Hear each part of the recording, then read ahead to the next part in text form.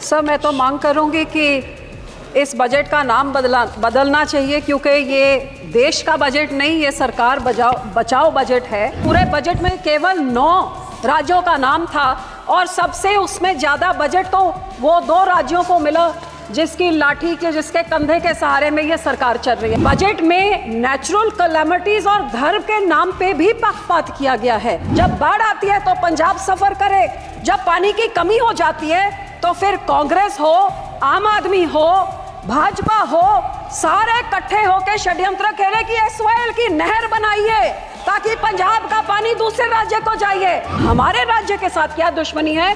क्या पंजाब के जनता, पंजाब के लोग, पंजाब के किसान, पंजाब का इंफ्रास्ट्रक्चर सरकार को मैटर नहीं करता? इंटरनेशनल बॉर्डर पाकिस्तान के साथ 2019 से हमारा वाघा बॉर्डर बंद कर दिया है, बहुत नुकसान हुआ है।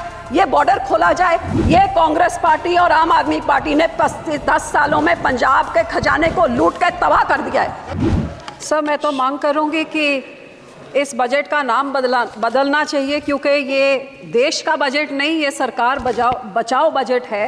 ये देश का बजट होता तो फिर देश में 28 राज्य हैं, कितनी सारी यूनियन टेरिटरीज हैं, सब मिला के तो ये तो 37 के करीब हो। लेकिन पूरे बजट में केवल 9 राज्यों का नाम था और सबसे उसमें ज़्यादा बजट तो वो 2 राज्यों को मिला जिसकी लाठी के जिसके कंधे के सहारे में ये सरकार चल रही है। तो ये देश का बजट नहीं सर, ये सरकार बचाओ बजट था।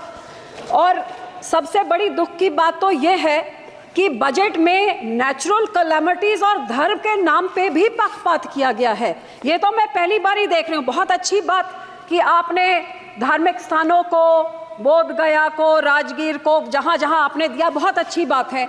लेकिन जिस श्री दरबार साहब पे, अमृतसर साहब पे रोज 2 लाख लोग नतमस्तक होते हैं, उनको मुफ्त खाना मिलता है, सबसे बड़ा दुनिया भर, देश भर के लोग वहां पे जाते हैं और जहां पे सारा दिन सरबत के भले की अरदास होती है, उसका तो आपने नाम तक नहीं लिया। और फिर मैं नेचुरल कैलामिटीज की बात करूं तो फ्लड रिलीफ आपने राज्यों को दिया, बहुत अच्छी बात। जैसे मेरे सहयोगी ने मेरे से पहले बोला कि ये जो पानी आता है हिमाचल को आपने दिया पैकेज, तो हिमाचल का पानी पंजाब में आके पंजाब को जब डुबो देता है और तबाही मचाता है तो पंजाब को आप क्यों भूल जाते हैं? जब पानी डैम में भर जाता है तो आप डैम खोल देते हैं और हमारा पंजाब डुबा देते हैं। जब घग्गर रिवर का लेवल ऊपर हो जाता है तो चुपचुपीते 7 के राज्यों को बचाने के लिए बंद तोड़ देते हैं और हमारे गांव को डुबा देते हैं। तो जब बाढ़ आती है तो उनको आपने दिया पैकेज, में उसका आपको आभार प्रकट करती हूँ। लेकिन हमारे राज्य के साथ क्या दुश्मनी है? क्या पंजाब के जनता, पंजाब के लोग, पंजाब के किसान, पंजाब का इंफ्रास्ट्रक्चर सरकार को मैटर नहीं करता? और हैरानी की बात सर, जब बाढ़ आती है तो पंजाब सफर करे, जब पानी की कमी हो जाती है तो फिर कांग्रेस हो, आम आदमी हो, भाजपा हो, सारे इकट्ठे होकर षड्यंत्र खेले कि एसवाईएल की नहर बनाइए ताकि पंजाब का पानी दूसरे राज्य को जाइए। तो जब पानी कम होता है तब तो हमारा पानी चुराना चाहते हैं, जब पानी उनमें ज्यादा हो जाता है तो पंजाब को फ्लड कर देते हैं। और सर, आपको मैं ये भी बताना चाहती हूँ, तकरीबन 70 साल पहले इस सरकार ने, कांग्रेस सरकार ने रिपेरियन प्रिंसिपल्स के खिलाफ हमारा पानी राजस्थान को दे दिया और कहते थे 1 साल में उस पानी का कॉस्ट क्या होगा आपको डिसाइड करके मिले। 70 साल से आज तक डिसीजन नहीं हुए। तो जो पानी हमारा दूसरे राज्य को रिपेरियन प्रिंसिपल के अगेंस्ट जा रहा है, या उसको बंद किया जाए या हमें उसका पैसा दिया जाए, ये मैं आपसे आज मांग करती हूँ। सर, दूसरा मैं ये भी आपसे मांग करती हूँ कि सेंट्रल ग्राउंड वाटर जो कह रहा है कि पंजाब के सारे ब्लॉक्स क्रिटिकल हो गए हैं, हमारे ट्यूब में, हमारे वेल्स में पानी नीचे जा रहा है। आज की रिपोर्ट तो ये भी है कि टॉक्सिसिटी इतनी हाई है कि पीने लायक नहीं है। तो ये सर, हम लोग को तो मदद करनी चाहिए और इस पूरे बजट में मदद की बात दूर, हमारा नाम तक नहीं लिख गया। हमें डिमांड करती हूँ कि पंजाब को भी दिया जाए। दूसरी सर, मैं किसानों पे आना चाहती हूँ। 4 पिलर बोले थे, युवा, महिला, गरीब, किसान। किसानों को तो मैं बोलना नहीं चाहती, जो कितने किसान खुदकुशी कर चुके हैं, शहीद हो गए हैं, आज तक धरने में बैठे हुए हैं। लेकिन जो ये किसान हकी सरकार होती जो कहती थी 2022 तक हम किसान की आय दुगनी कर देंगे, तो मुझे इतना ही समझा दें कि 2022-23 में तो एग्रीकल्चर ग्रोथ 4.7 थी, तो फिर पिछले साल 1.4 क्यों रहेगी जिनकी पॉलिसीज इतनी अच्छी है? हकीकत यह है कि किसानों के ये दुश्मन हैं, किसानों के हिमैती नहीं हैं। आज हर एक तरह से महंगाई की मार देखिए। आज जो 8 साल पहले 40 किलो का बीज का एक बैग होता था, वो 800 से 1200 होता था, 2000 हो गया। डीएपी 3 गुना बढ़ गई कीमत, पोटैश 900 से 1700, जो लेबर का कॉस्ट होता था वो भी 3 गुना हो गया, जो हार्वेस्टिंग के लिए होता था वो भी 3 गुना हो गया, जो मशीनरी की रेंटल होती थी, डीजल आपने 47 से 90 कर दिया, तो वो आप सोच ले कहां तक। सो जहां किसान को रिलीफ देनी थी उसमें रिलीफ क्या दी, मनरेगा में 0 इंक्रीज। लोग सोचते थे आप बढ़ाएंगे, अमाउंट बढ़ाएंगे, दिन बढ़ाएंगे, 0। क्रॉप इंश्योरेंस क्रीप को -2.6% उसके अमाउंट में कटौती करी, यूरिया सब्सिडी में -7.4 की कटौती, न्यूट्रिएंट बेस्ड सब्सिडी में -25% कटौती, गरीब कल्याण योजना का बजट 3.3% घटा दिया, किसान सम्मान निधि का 10% घटा दिया, 18 से 22 तक जितने फार्मर्स कवर अंडर पीएम फसल बीमा योजना या सबका 8-9% उनका कट गया। और पंजाब की जब मैं बात करूं तो पंजाब की बेनिफिशियरी जो पीएम किसान निधि में थे और आवास योजना 2018 से घटते ही जा रहे हैं सर। तो मैं ये कहना चाहती हूँ कि जो किसान देश का पेट भरता है, किसान सबसे ज्यादा जो योगदान पाता है, ये 80 करोड़ लोगों को जिनको आप फ्री राशन देते हैं, उस किसान के साथ आप दुश्मनी क्यों दिखा रहे हैं। मैं अपील करती हूँ सरकार को कि जो MSP legal guarantee Swaminathan commission की रेकमेंड C2+50% उसको लागू करें।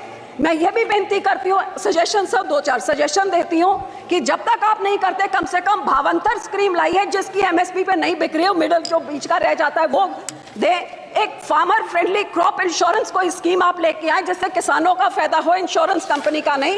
और जो किसान के जो इम्प्लीमेंट्स हैं इन पे आप जीएसटी को खत्म करिए ताकि किसानों का कुछ फायदा हो, उनकी फल सब्जियां बचे, जिससे किसान की महंगा मानसून आ रहा है, टमाटर के रेट कहां चले जाएंगे। जी आप इम्प्लीमेंट्स में 0 करें तो बहुत कुछ फायदा हो जाएगा। सर आखिर में पंजाब की इंडस्ट्री 7 की स्टेटों को टैक्स इंसेंटिव्स देके तबाह कर दिया, हमारी इंडस्ट्री भाग गई है।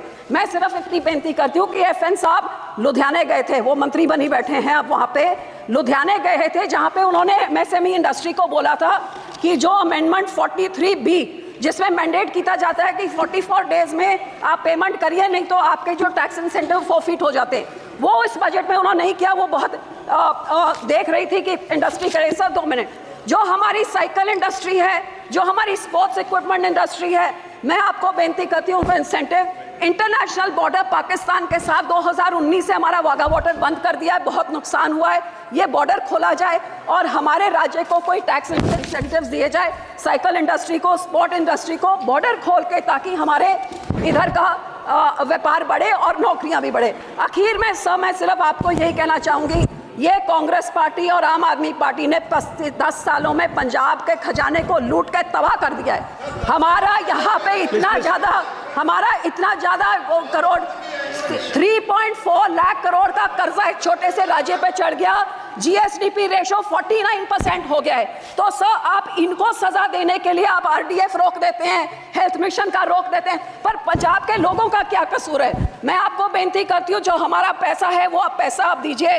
अनएम्प्लॉयमेंट रेट जो देश में उसका दुगना है, ड्रग अब्यूज से हमारा राज्य जूझ रहा है, और पंजाब में औरतों का तो ये हाल है कि कुपोषण वो भी बढ़ गया है, अनीमा भी बढ़ गया है, और आंगनवाड़ी के जो राशन मिलता है गरीब बच्चियों के लिए, लैक्टेटिंग मदर्स, प्रेग्नेंट मदर्स और बच्चों के लिए, वो इनकी सरकार ने, आम आदमी की जो सरकार वहां पे है, वो वेरका मिल्कफेड प्राइवेट आधारों से लेके प्राइवेट कॉन्ट्रैक्टर्स को देके सब स्टैंडर्ड चीजें लोगों को देके करोड़ों का घपला हो रहा है। तो सर पैसे ना रोकिए, इनको पिनलाइज करिए ताकि लोगों को उतना हक मिले। और सर आखिर में मैं यही कहूंगी कि सबसे highest population 32% SC population Punjab में है सर। सबसे बड़ा ग्रैनरी को योगदान पंजाब देता है, फ्रीडम स्ट्रगल में सबसे बड़ा योगदान हमने दिया। इस राज्य के मांगों को पूरी करके हमारे किसानों को हमारी चंडीगढ़ की राजधानी हमें दीजिए, हमारा पानी दूसरे राज्यों को जा रहा है उसको रोक के उसकी रॉयल्टी हमें दीजिए, नहीं तो वो सारे फैसले रिवोक करके हमारा पानी पंजाब पे रखिए। धन्यवाद जी, धन्यवाद करती हूँ, शुक्रिया।